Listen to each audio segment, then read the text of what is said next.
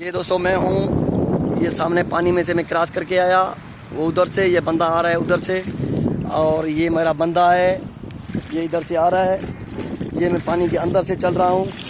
ये देख लो पानी है और कितना साफ पानी है, और नीचे से बिल्कुल ही पत्थर दिखाई दे रहे हैं।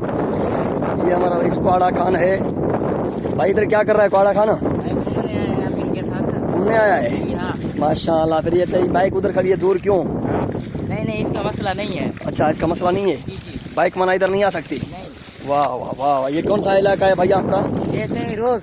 रोज? जी हाँ। माशाल्लाह, ये रोज का इलाका है भाई, जबल पहाड़ का। ये देख लो पहाड़ियाँ हैं।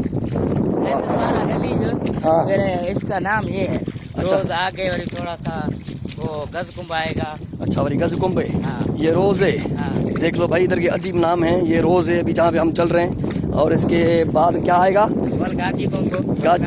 गजकुंभ। गजकुंभ के बाद ये देख लो छोटी छोटी मछलियाँ। हाँ हाँ। ओए ओए ओए ओए ओए मछलियाँ। देख लो छोटी छोटी मछलियाँ। मछली पला। मछली पला है इधर पे। वाह।